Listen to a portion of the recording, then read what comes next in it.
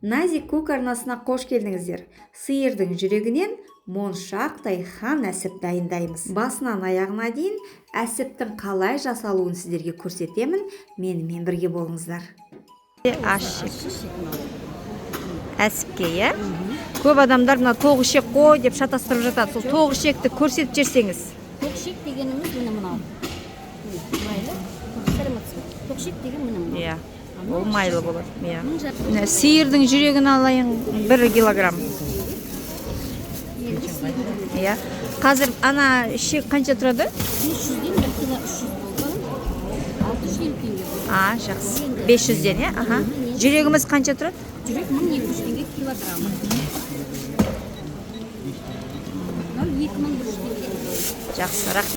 Осы хан әсіпті жасауыма сиырдың жүрегінің 1,5 килограммы кетті, және 500 теңгеге алған 1 килограмм сиырдың ащы шегі кетті. Алдымен сиырдың ащы шегін дұрыстап жуып аламыз суға. Ағын суға 1-2 рет ішін, сыртын, сосын ішін сыртына қайтарамыз. Осындай тәсілмен.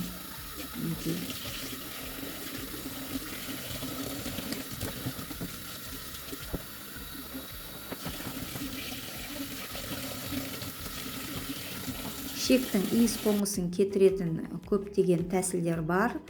Мысалға 1-2 қасық тұзға, немесе лимон тілімін салуға болады, немесе осындай лимон шырынына, немесе сірке судан да 1 қасық қосып, осылай суға жібітіп қойсаңыздар, 1 сағатта иіс қоңысы кетіп қалады. Мінеки мен барлығын жуып керегімді дайындап қойдым. Пияз, сарымсақ, қызыл бұрыш, кинза, сиырдың жүрегі, құйрық май және ішек. Ал енді бастайық. Алдымен сиырдың жүрегін ет тартқыштан өткізіп алуымыз керек. Ет тартқышқа өтетіндей осындай бөліктерге бөліп аламыз. Құйрық май, қызыл болгар бұрышын, сарымсақты және пиязды барлығын майдалап кесіп дайындап қоямыз.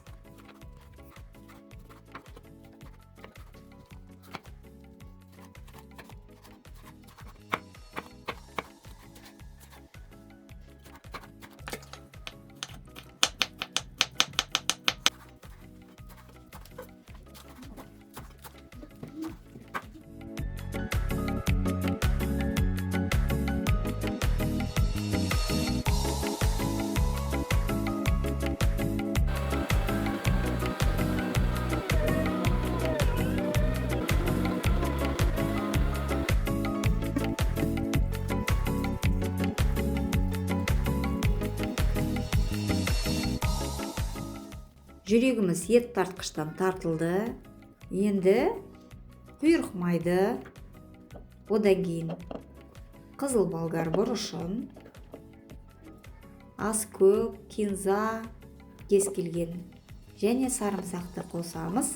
Үстінен туралған пиязымыздың барлығын саламыз.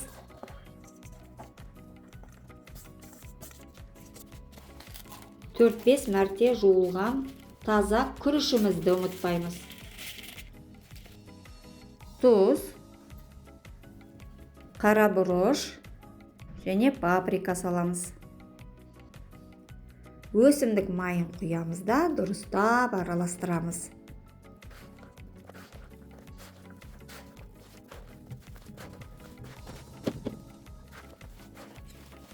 Соңында су құюды ұмытпаймыз. Мінеки әсіптің салмасы дайын болды. Ішектің бір ұшын мықты жіппен байлаймыз, екінші ұшына салмасын саламыз.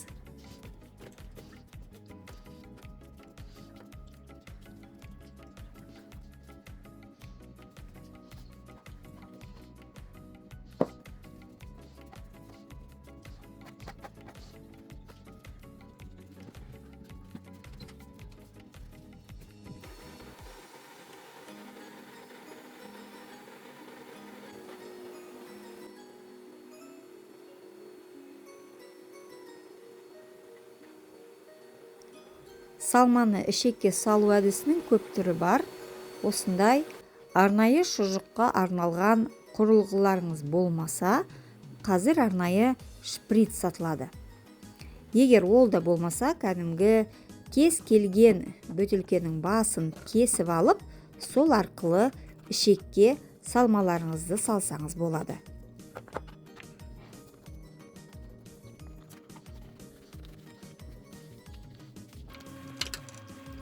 Салманы нығыздап салмаймыз, бостау қылып саламыз, өйткені байлағанда орын керек және кейін ішінде күріші де піседі. Араларын моншақтай қып жиі байласақ, әдемі болып көрінеді.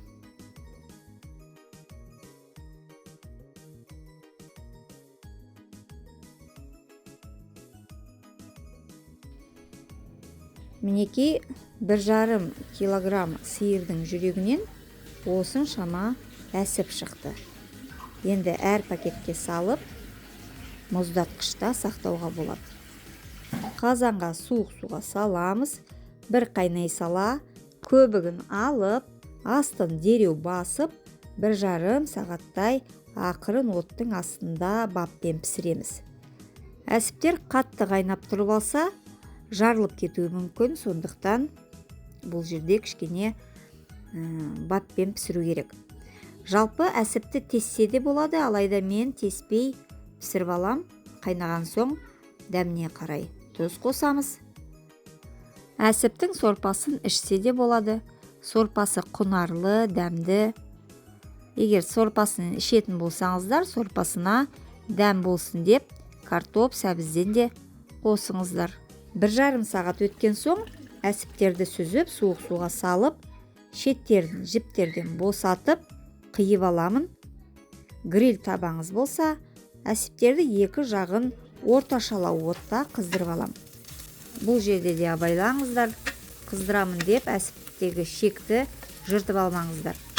Ақырын ғана кішкене қыздырып, табадан шығарып алыңыздар. Содан кейін өзіңізге ұнайтын көкөністерді де осы гриль табада пісіріп алсаңыз болады. Әсіпті ыстық күйінде де, салқын ас ретінде де жеуге болады. Басқа шұжықтармен сет жасап ұсынса да керемет. Ет асқанда да қосып жіберсе тіпті дәмді. Назикук арнасында плейлистте неше түрлі шұжықтардың рецебі бар. Егер бейне ұнаса, пікір жазыңыздар, лайк басыңыздар, тіркеліңіздер, сонда менің жаңа рецептерімді жіберіп алмайсыздар. Аяғына дейін назарлағандарыңыз үшін рахмет. Астарыңыз дәмді болсын.